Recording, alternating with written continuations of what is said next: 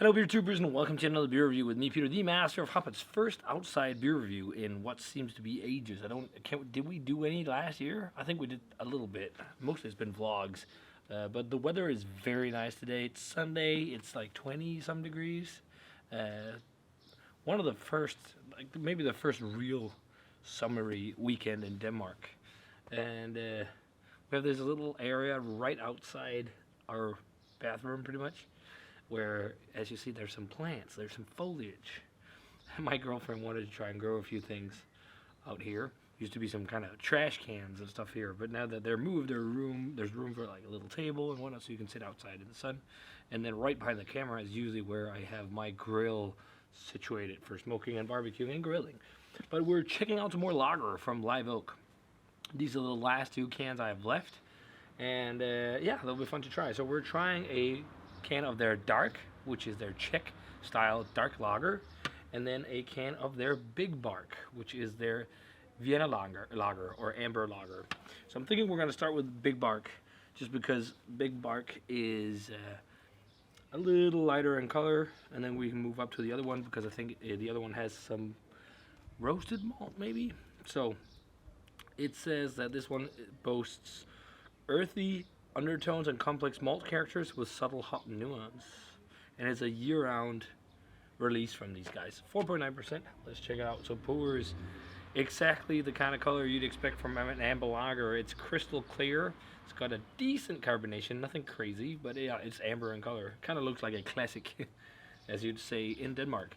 In terms of head, I mean, there's not a lot. That's one of the things I've noticed with a lot of these Live Oaks, is that like not all of the beers have crazy head retention. I mean, look at that. But yeah, doesn't really matter if the beer tastes good, right? So let's check out the aroma. My boss got a can of this as well, by the way, Frederick, who has Bad Seed Brewing, and he loved it. So let's check it out.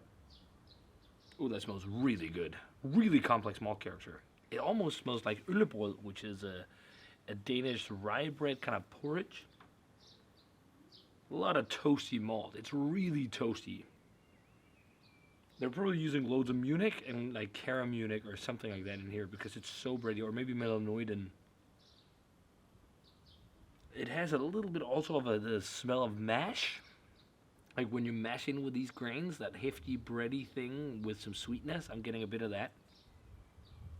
And an underlying peppery hop character, maybe even a slightly citric. It could be something like sauce. But it's a super light hop character. It's really hard to define. It's mostly the hops or the malt that really shines. It smells really good. It smells like a crusher. Let's try it. Cheers. And thanks a ton to Will for these, by the way. He sent them over, so cheers. Thanks, Will.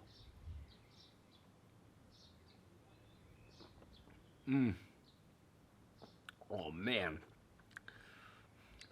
Live Oak makes such great lagers. This is so clean, crisp, and refreshing. Decent drying bitterness on the end there too, and there's no way near like, it's not like cloying sweet, or like, it has sweet malt flavors, but it's not like a crazy sweet beer.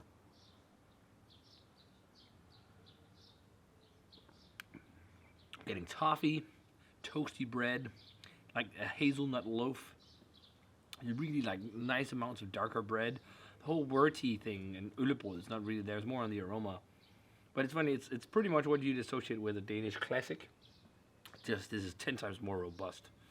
Danish classic is a beer style. It's basically just a pilsner that's dyed with caramel. That's how the traditional that's a traditional way of making it, how it was made originally when it was invented by Carlsberg. A lot of craft breweries try to do their own thing, but then it ends up being more or less a Vienna lager. It's really crushable though. But it ends up being something like this when craft brewers try to do it. Really nice breadiness, and just like really fluffy malt. Dry, crushable, peppery hop character. Just like a little bit of a Kräuter spice, like herby spice. That's really good. Really nice. So, let's try and jump over to dark. So dark is one of these unbranded cans. And the reason why it's unbranded is because they do a lot of releases in special packs, and a lot of those packs do not get labels. So this is 4.5%, a slightly lower in ABV. It's made with dark Bohemian malts, Saaz hop, and Czech lager yeast. And yeah, it says the firm malt flavor finishes dry alongside the herbal Czech sauce. Enjoy this beer from a side pull in a dimple mug while it lasts in a Stravi. Well, the Czech side pull taps, yeah. We can't do that because it's a can, but it looks gorgeous as well. It looks black on camera, but it's like a really nice mahogany red. Wow, it's pretty beautiful. Also crystal clear. I love the look of that. It looks beautiful. Like just, yeah, mahogany, reddish color, ruby red. Great look. Slightly off-white, beige-ish head. Let's check out the aroma on dark. Oh yeah, this just builds on the the malt complexity of this one. It's even more intense on those notes. So it's much more toffee, much more caramel. It's more caramel and toffee than like hefty bread. That one is more hefty bread. And then it's just like the other one, gentle hints of hops, and it's spicy and it's peppery and is yeah, just like lightly lemony or something. Yeah, maybe not like too much really.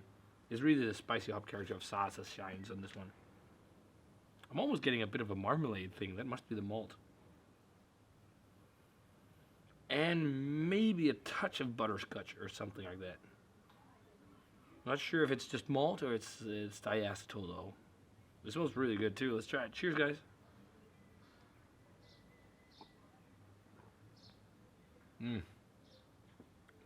Also really, really crushable.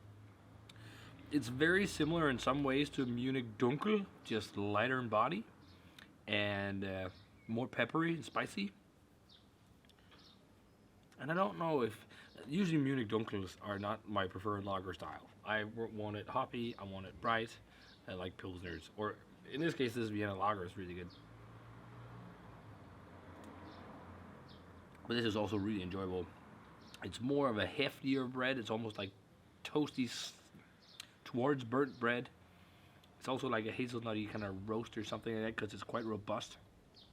Not all the way in a rye bread, but yeah, it's a fairly robust breadiness on this one. Really nice dry finish as well with those peppery Saaz hop notes and spice and whatnot. And then yeah, almost like a bit of a fruitiness, like stewed fruitiness or something like that. Yeah, like marmalade or something like that even. Like black currants or something.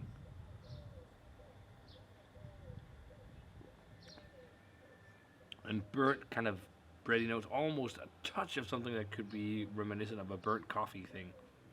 It's just super light. Really damn refreshing stuff, but I think I prefer Big Bark. For sure, it's just a touch more brighter. Ooh, there I got much more of a floral hop character, which is really nice. Still subdued hop character compared to their pilsners, for example, but it's a bit brighter than this. You can't also really compare. It's like apple and oranges. It's a Czech dark lager and a Vienna lager, but or maybe apples and pears. But you know, are apples and pears related? I don't think so. Oranges and tangerines, because they are related because they're lagers. But yeah, ratings. This is a crusher. I wouldn't mind having this stuck up in the fridge for the summer, but I would rather take their pilsners any day. But that's really fucking good. That's a great Vienna lager, and it's so well balanced between all the layers in the beer. And there's lots of layers. It's like soft complexity, lots of complexity for its low ABV. Like a 91, I think. Maybe even a 92. It's really good. I mean, I've almost already crushed this can. And the Czech dark lager called Dark. I can't fault this either. It's also really good. It's just I'm usually more into hoppy lagers than the dark ones.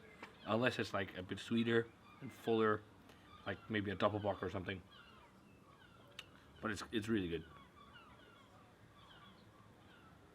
It's definitely a 90. I mean, even though it's a style I do not enjoy that much compared to others. It's a fantastic interpretation of it, and I do really like it. It is really nice. But this is I just want to slug this down. It's perfect for this weather.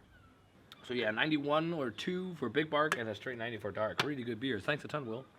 It was fun to try. Really fun to try some live oak. One of the better lager producers I think I've had now in the states that focus on it. But I've been told there's like a lot of other brewers I need to check out. I need to check out Enegrin, or Enegrin, I think they're called. They're in California. Bierstadt Lagerhaus is another one. There's quite a few that are doing these kind of beers that are doing them also really, really well. So, but we'll get there eventually. Because there's also lots of European classic stuff that's supposed to be really good. I kind of want to check out and revisit, or just check out because I haven't tried it before. Like just diving into, for example, the range of beers by Riegler. I loved Handpils so much. I mean, I want to try their other beers. Yeah, just because of that beer. But yeah, really nice stuff. So if you guys had a chance to try either Dark or Big Bark by Live Oak, let me know what you thought of them. As always, remember to comment, subscribe, check out the Facebook fan page and Twitter and Instagram. Give this video a thumbs up if you enjoyed it. Ring the bell for future notifications about videos, and I'm going to say cheers in some delicious amber lager or Vienna lager, and see you guys in another beer review.